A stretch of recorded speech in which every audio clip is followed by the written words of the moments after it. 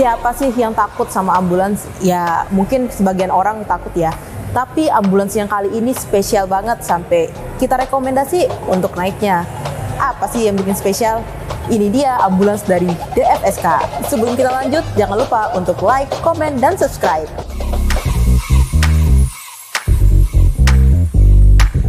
Kalau kemarin kita lihatnya dibuat jadi angkot, kali ini DFSK Glora dibuat menjadi ambulans. Kayak gimana sih isinya? Yuk ikut sampai akhir.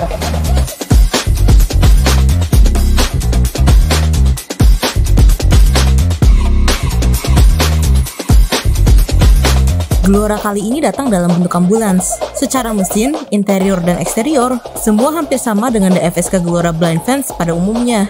Ada electric power steering, tenaga maksimal 6000 rpm, torsi maksimal 4000 rpm, luas kargo sekitar 4,8 meter, dan tampilan modern dan nyaman untuk para pengguna. Kalau penasaran dengan review DFSK Glora Blind Fan, silahkan cek video di atas ini ya. Walau bukan varian elektrik seperti feeder kemarin, Glora yang ini tidak kalah fungsionalnya. Dilengkapi dengan berbagai fasilitas yang diperlukan untuk standar sebuah ambulans, DFSK Glora membuktikan bahwa mobil Vans bisa menjadi mobil multifungsi. Pada bagian belakang, mobil ini sudah dilengkapi dengan stretcher, lampu penerangan, kotak P3K, wastafel, dan beberapa perlengkapan medis lainnya.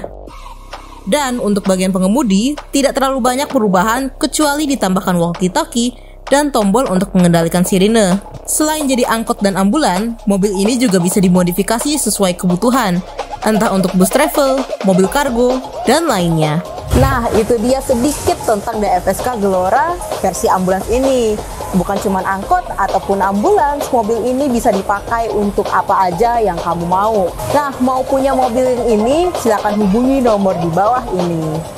Aku Azal pamit undur diri dan jangan lupa saksikan episode terbaru kita di DFSK Sriwijaya Motor.